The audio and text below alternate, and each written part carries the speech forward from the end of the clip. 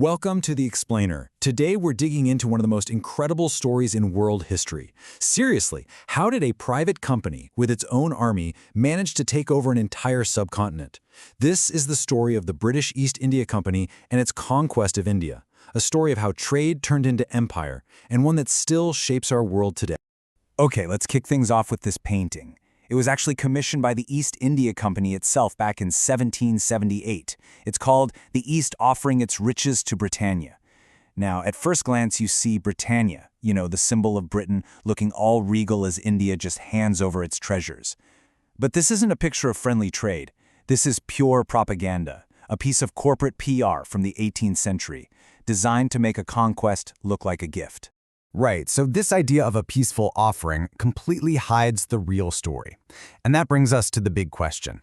How on earth did one of the wealthiest regions on the planet, a true economic powerhouse, get colonized by a corporation? The truth is a messy story of backdoor deals, betrayal, and brute force. And that's what we're gonna unpack. So, here's our game plan. We'll start with the big picture, the whole age of colonialism. Then we'll zoom in on the prize itself, India's incredible wealth. We'll look at the mad dash between European powers to get a piece of it, and then we'll get into the nitty-gritty of the playbook the British used to win it all. First things first, we've got to zoom out a bit. The British takeover of India didn't just happen out of nowhere. It was one part of a huge global trend that had been building for centuries. At its core, colonialism is pretty simple. It's one country taking control of another. And starting in the 15th century, European nations, we're talking Spain, Portugal, France, Britain, got really good at it, setting up colonies all over the Americas, Africa, and Asia. And if you want one image that just perfectly captures the sheer arrogance and ambition of this era, this is it. You're looking at a cartoon of Cecil Rhodes, a British tycoon, literally standing over the entire continent of Africa. This is the colonial mindset in a nutshell, seeing whole continents not as places full of people and cultures, but as property to be claimed. So, what was driving this massive land grab? Well, it was a powerful cocktail of motivations, what some people call God, gold, and glory. European kingdoms were fiercely competing for global power.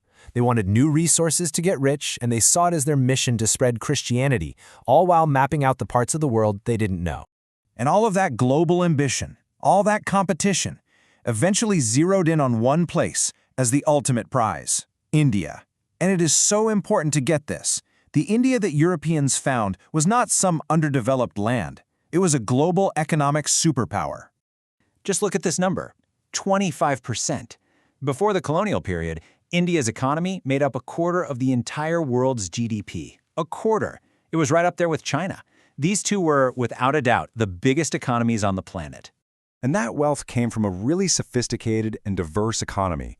India had a massive manufacturing sector, pumping out luxury goods that the rest of the world was desperate for. Things like fine cotton textiles, exotic spices, and even the legendary wood steel, which was used to make some of the best swords in the world. Now, when you have that kind of wealth just sitting there, it's going to attract attention. And it did. A fierce competition kicked off between European powers, each one wanting to get their slice of the pie. The race really started in 1498, when Portugal's Vasco da Gama made it to India. But they didn't have the field to themselves for long.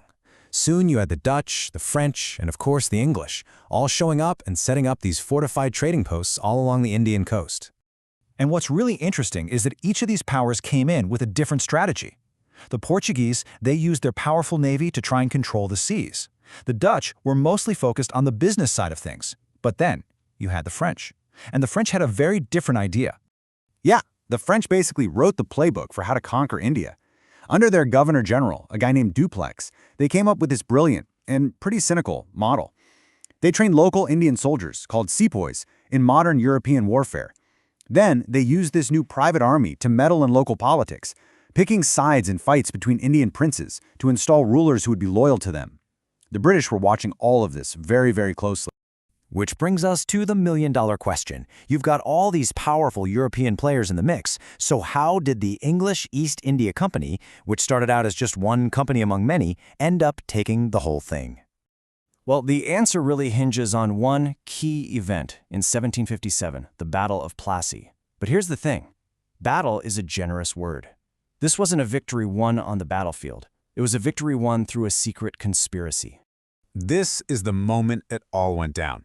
You see Robert Clive, from the East India Company, meeting with Mir Jafar.